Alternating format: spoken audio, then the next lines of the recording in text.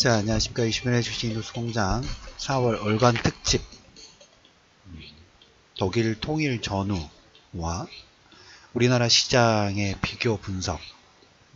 앞에 일부 방송에서 주가지수가 3배 이상 올라왔고 외국인들 투자 비중 자체도 8배 이상 증가됐다는 얘기를 1차적으로 좀 드렸습니다.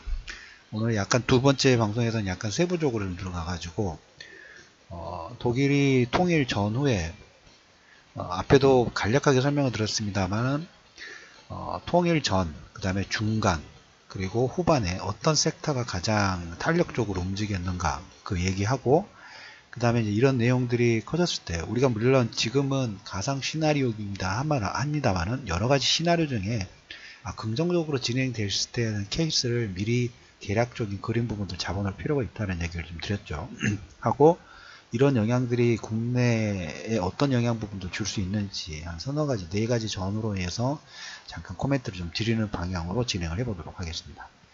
자, 독일이 통일 전후 플러스 마이너스 1년 내에 수익률 부분들의 조사 부분들이 있어요. 예상했던 것처럼 이 기간에 건설, 1990년도 전후입니다. 한 10년 동안 10년 정도 전후를 마이너스 통일 90년도부터 했다면 89년도부터 한 90년도 후반대까지 이 전체적인 섹터의 통계치라고 보시면 될 것 같아요. 뭐 꼭 우리나라가 뭐 이런 긍정적인 시나리오 부분 진행됐을 때 동일하게 움직인다는 것보다 어떤 사례를 가지고 여기에 우리나라에게 투영시킬 수 있는 유사한 부분, 비슷하게 움직일 수 있는 걸 우리가 찾아가는 것도 하나의 우리가 투자의 그림을 그릴 때 가장 베이스가 될 수 있겠죠. 통일 플러스 마이너스 1일 전후에는 아시다시피 건설 섹터가 가장 많이 올라왔어요. 80% 정도 상승이 나왔는데 의외로 통신도 70%대 움직였어요. 그 다음에 리테일, 그 다음에 운송, 음식료, 여기가 50%에서 70%가 통신이 한 70% 정도, 운송이 50%, 음식료. 일단은 통일 초기니까 뭡니까? 뭔가 교류라든지 건설이라든지 뭔가 왕래에 대한 기대감 자체가 주가 상승 부분들을 일단 푸시를 좀 했죠. 여기는 어떻게 보면 우리가 종목권을 따질 때 간단하게 정말 심플하게 볼 때 기대감이냐 아니면 실적이냐 이 두 가지로 분류를 해 놓을 필요가 있어요. 근데 지금 여기 같은 경우에는 통일에 대한 기대감으로 앞으로 인프라스트럭처 건설 부분들이 많아질 거라는 기대감, 통신에 대한 기대감, 통신도 어떻게 그쪽에 통과하니까, 운송, 음식료, 뭔가 교류가 활발해질 수 있는 기대감 자체가 상승을 이끌었다 하면 통일 부분들이 진행됐을 때, 그러니까 통일 90년대부터 2년부터 6년 중기 정도 시절 부분들에는 본격적으로 산업군들이 활발하게 움직였습니다. 실질적으로 투자 부분들이 이루어지고 정부가 국채 발행 부분들을 진행하면서 그 자금이 여러 방향으로 좀 진출을 하게 되고, 그 다음에 특히 독일 같은 경우에도 보면 소독이 산업 자체에 격차가 많죠. 그러니까 예를 들자면 이거죠. 이렇게 생각하시면 돼요. 우리나라 뭐 삼성전자가 베트남에다 공장을 상당히 크게 지었지 않습니까? 많은 투자 부분들 진행을 했어요. 왜? 인건비가 싸고 거기에서 제품 부분을 생산했을 때 이익을 더 낼 수 있는 가능성이 있기 때문에 본점에서 또 공장 부분들을 그쪽에 건설 부분들 좀 했죠. 이 케이스하고 비슷하게 보시면 돼요.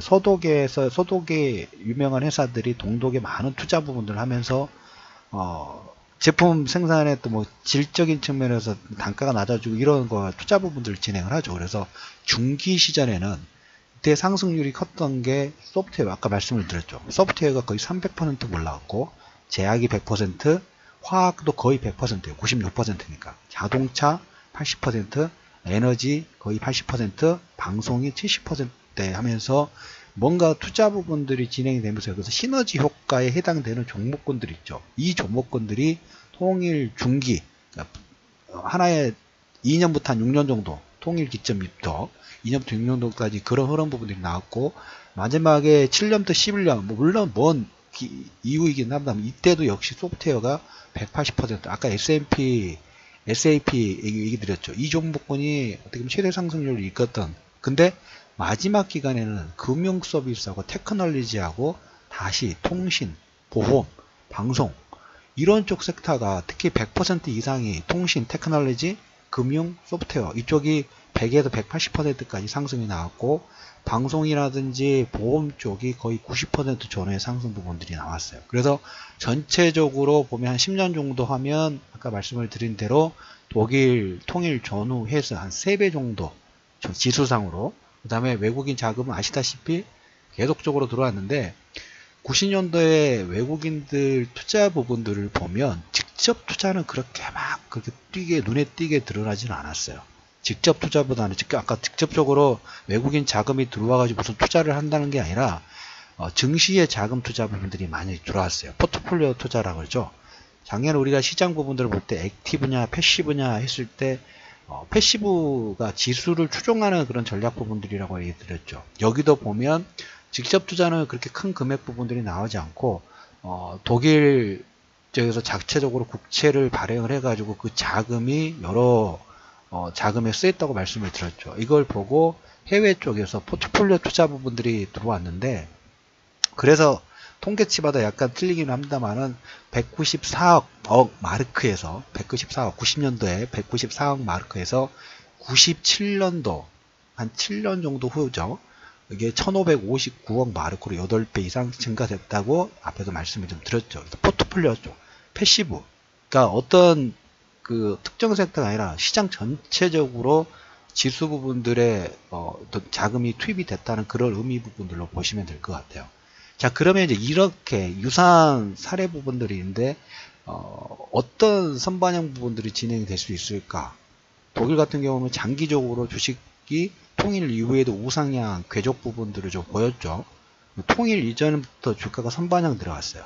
선반영이 우리 그 주가 측면에서 보시면 이거 비슷한 거죠. 삼성전자도 보면 자, 실적이 좋다. 아니면 실적이 좋다. 작년 3, 4분기, 4, 4분기에 실적이 좋다는 긍정 기대감이 있으면서 주가가 미리 움직이죠.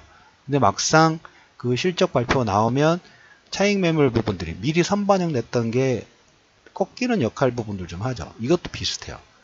통일 전에 주가 상승 부분이 선반영이 됐고 막상 그 시점이 됐을 때, 공시가 됐을 때 붕괴가 됐던 통일이 베를린 장벽 부분들이 붕괴됐던 1989년 11월 때 가장 강한 상승세 부분들, 우리가 만약에 시나리오를 쓴다고 하면 러프하게 100% 똑같을 수는 없지만 생각해 본다고 하면 통일에 대한 논의 부분들이 진행이 되고 그 와중에는 기대감 자체가 주가 상승 부분 계속 만들 가능성 자체가 높고 막상 그게 결정되는 1990년 10월부터는 뭐에 대한 불안심리였나요? 있을 때 비용 자체에 대한 불안심리 부분들로 주가가 한 3년 정도 조정을 받았다고 말씀을 좀 드렸죠.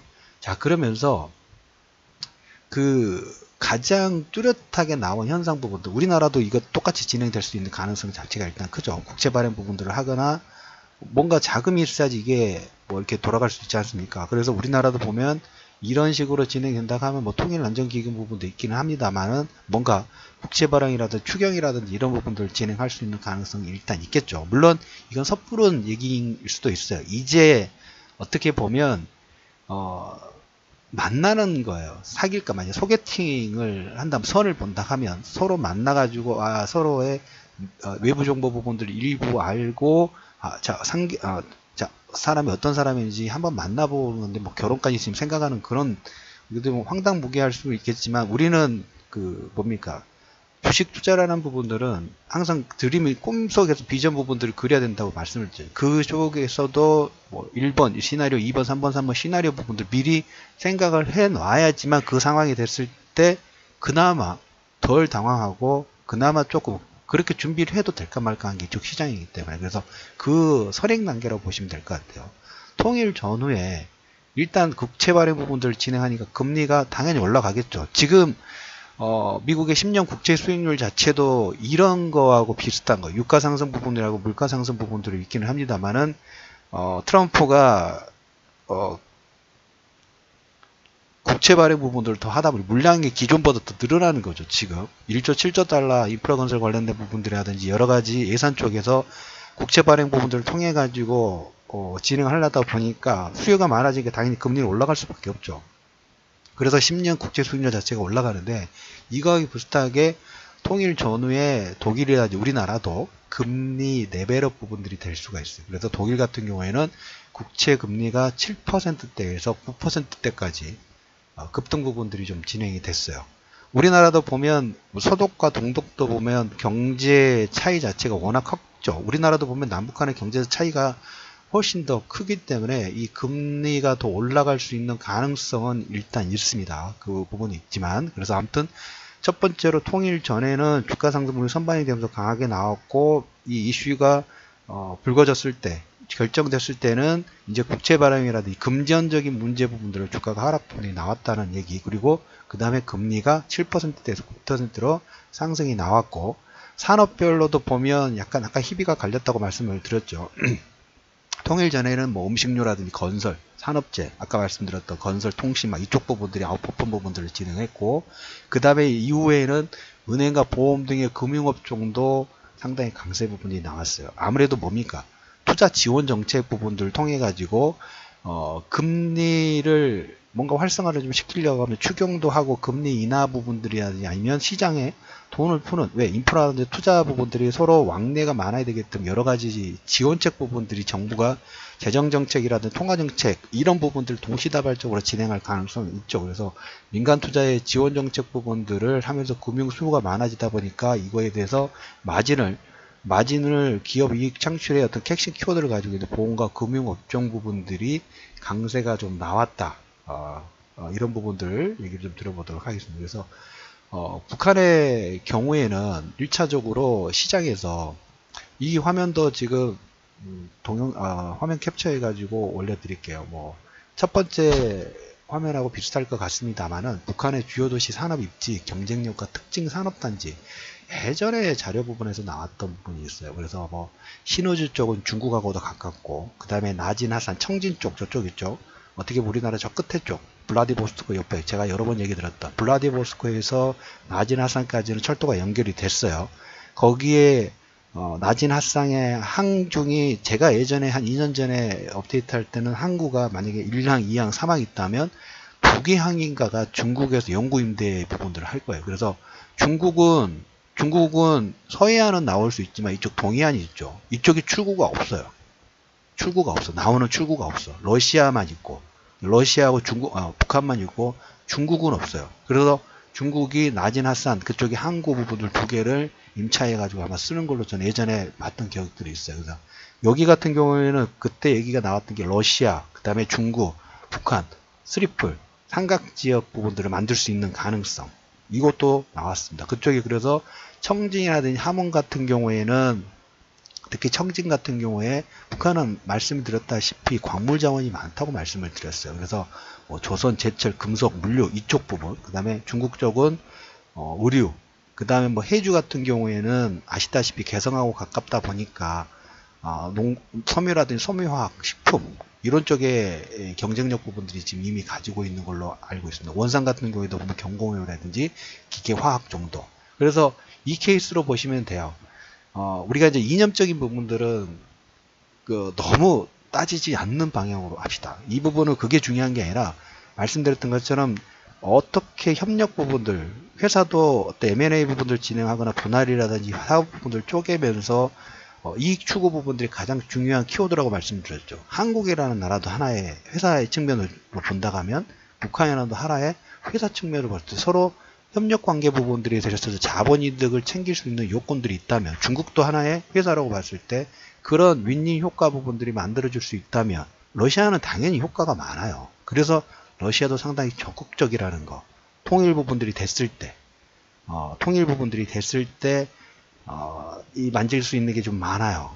기득권도 많이 커지고. 그래서 반대보다는 찬성 쪽의 의견 자체가 상당히 높을 거라고 개인적으로 생각을 하고 있어요.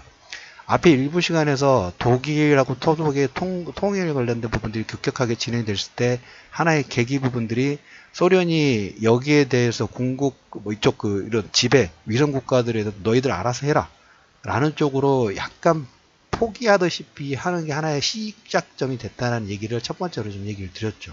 그 부분도 우리가 관심권을 두실 필요가 있어요. 왜? 윈윈할 수 있으니까. 그래서 북한에서도 여러 가지 산업 부분에서 우리나라가 당연히 노동 집약형 산업 부분들이 예전에 뭐 우리가 가격 자체가 인건비가 너무 높아져 가지고 못했던 사업도 예전에 개성공단 케이스 부분들을 보시면 돼요. 제2의 개성공단이 북한의 주요 산업 경쟁력에 있는 특징 산업 단지하고 플러스 알파 돼가지고 서독이 독일의 많은 기업 투자 부분들을 하면서 거기에서 자본이득 부분들을 올리면서 주가가 이익이 올라가다 보니까 주가가 우리나라 종합지수 2,500부터 7,500포인트, 7,500포인트까지 상승하는 원동력 부분이 됐고 외국인들 그걸 보고 투자를 했다고 말씀을 좀 드렸죠. 노동 집약도가 높은 내수 특화 산업 부분들 당연히 뭐 섬유라든지 가정력 부분, 중소건설업 부분도 올라가는 거고 영토 확대 부분들이 되니까 여행이라든지 운송, 교통, 자동차 부분들에 대한 올라가는 거고 여기에 마지막으로 자원 수요의 부분들이 있죠. 북한이 보유하고 있는 비금속 광물, 철, 석회석, 마그네그 사이트 중국한테 많이 뺏겼어요. 그거 많이 가져와야죠. 이것만 하더라도 상당히 많은 시너지 효과. 거기에 그 철도 관련된 부분들 얘기를 좀 드렸죠. 허무맹랑할 수 있지만 이런 식의 긍정적인 시나리오 부분들이 나올 수 있는 방향이 그림이 그려질 수 있다면 여러 가지 시나리오 중에 하나 정도는 생각을 해놔야 된다고 말씀드렸어요. 항상 우리가 방향을 봐야 된다고 말씀드렸어요. 그 단순히 주가의 차트가 일봉이 이동평균선으로 올라가냐 내려가냐 이걸 너무 그걸 뭐 체크 정도는 할 수 있겠지만 그거보다 중요한 것은 산업 사이클 부분이 어떤 방향으로 가고 있고 매크로가 어떤 방향으로 가고 있고 그 다음에 각 주체들이 어떤 거기에 작용과 반작용 부분을 하는지 여기에서 도출되는 각가지 모멘텀 부분들을 잡아내고 거기에 공통부모 우상향 사이클 부분들인 섹터는 장보고 스타일 부분들처럼 회사가 성장하는데 성장하는 사이클 부분들을 가지고 있다면 그냥 계속 적립식으로 여유자금 있을 때마다 모아놓고 그냥 가지고 가시면 된다고 말씀을 드렸죠. 그래서 장보고 1호 같은 경우는 중형주인데 2호는 대형주예요. 대형주든 중형주든 시장이든 원리는 다 똑같아요. 원리는 다 똑같습니다. 사이클 볼 때도 마찬가지고 회사 볼 때도 마찬가지고 이 정체적인 관계 부분의 방향성을 볼 때도 가장 중요한 코드는 현재 주가 부분들의 위치가 물론 중요하죠. 우리는 볼 때 그걸 보고 판단을 하니까 그 이면에 어떤 트렌드, 어떤 방향성을 가지고 있는 이걸 보는 게 가장 중요하다고 말씀드렸어요. 그래서 1호는 중형주인데 불구하고 2호는 대형주라고 얘기 드렸죠. 대형주도 돼요. 왜? 말씀드렸죠. 작년에 이 대형주 부분들 하냐면 템베거가 나올 수 있는 가능성 부분 우리가 본다고 말씀드렸어요. 대형주 쪽에서 나올 수 있고 중형주 쪽에 나올 수 있는데 중형주 쪽에도 보면 대형주 쪽에서도 보면 대형주도 중형주도 보면 지금 너무 싼 종목군들이 너무 많아요. 시장이 지금 꿈틀꿈틀하고 물론 중간중간에 트럼프 때문에 무역 전쟁 때문에 금리 인상 때문에 출렁거린 부분들 나오죠. 출렁거림이 나와서 시장이 출렁거린 부분이 나오다 보니까 종목군들도 거기에 영향권을 받을 수밖에 없어요. 하지만 역으로 보면 그건 회사가 나가자는 방향 자체는 우상향으로 가고 있는데 외부 변수로 해서 출렁거리는 하락이 나와. 땡큐죠. 물량을 더 싸게 받을 수 있는, 싸게 살 수 있는 그런 기회이기 때문에. 그리고 종목군들이 한도 종목군이면 괜찮은데 종목이 너무 많다고 말씀드렸죠. 그냥 이런 것은 사놓고 그냥 기다리면 돼요. 시간 투자만 하면 돼요. 봄이라서 제가 이런 얘기를 드렸죠. 씨앗을 많이 뿌려놔야지만 가을에 출수를 할 수 있다. 모든 씨앗 부분에서 씨앗을 뿌려놓지 않고 가을에 출수하려고만 생각을 하면 이건 안 된다고 말씀을 드렸죠. 자, 그래서 북한의 산업단지라든지 이런 경쟁 특징 이 부분들 제가 텔레그램 통해서 나중에 다시 올려드리도록 하겠습니다. 그래서 2부 방송에서는 보면 각 섹터별로 아까 첫 번째 말씀드렸던 것처럼 독일이 산업이 통일 전, 그 다음에 초창기, 그 다음에 중기, 그 다음에 한 3년, 6년 정도 지났을 때 상승을 만들었던 주력 섹터 이거를 일단 대략적으로 우리가 그림 부분을 잡아놓고 거기에서 우리나라 산업군하고 뭔가 연상관성 부분들 비슷하게 움직일 수 있겠죠. 흐름 부분들도 비슷하니까. 아까 그리고 국채 발행 금리 부분들 전후로 해서 특히 기대감과 막상 그 시점이 나왔을 때 그 다음에 작은 부분들이 재정이라든지 통화정책 부분들이 진행돼 가지고 그 다음에 본격적인 상승 부분이 진행이 됐을 때 이 하나의 사이클 큰 사이클이죠. 10년 사이클이에요. 10년 사이클이 될 수 있는 독일은 그랬으니까 우리나라는 없고 그렇게 이제 초기 부분들이니까 이런 흐름 부분들이 예전에 비슷한 케이스가 진행이 됐다는 정도만 여러분들이 고려해 두시고 체크를 해 두시면 나중에 투자할 때 아마 근데 며칠 지나면 다 잊어버리실 거예요. 근데 저는 여러분들한테 이런 얘기를 드리면서 윤곽이 그려져 있어요. 이 윤곽 속에서 나중에 뭘까요? 퍼즐을 하나하나씩 더 맞추면 되겠죠. 이렇게 매매 부분들을 아니면 시장 접근 부분들을 하시면 흔들린 부분이 나와도 별로 그렇게 흔들리진 않아요. 그냥 역발상의 접근 부분들의 포인트 부분들이 생길 수 있다라는 코멘트를 들으면서 4월 월간 특집 이슈 시장 자체가 우리가 다음 주에 아까 말씀을 드린 대로 다른 것보다 이 변수가 남과 북의 어떤 처음 소개팅, 처음 만난 자리 자체가 그 외부 변수 부분들을 다 덮고 주간 상승률 자체가 30에서 80% 나온 종목군들이 주도주가 좀 더 확장될 수 있는 가능성, 그리고 종목 장세 부분들, 모멘텀 장세 부분들이 시장이 움직이고 있다고 말씀을 드렸죠. 이럴 때 종목군 스타일 부분들을 잘 선택을 하게 되면 최근에 이제 금요일장에 말씀을 드렸던 것처럼 이슈헌터 2호가 상당히 18일, 20일도 안 돼서 빠른 시간에 만료가 됐다고 말씀을 좀 드렸어요. 이제 이슈헌터 세 번째 포트가 시작이 됩니다. 이 방송을 이 방송을 진행하면서 3호 포트 시작함을 알려드리도록 하겠습니다.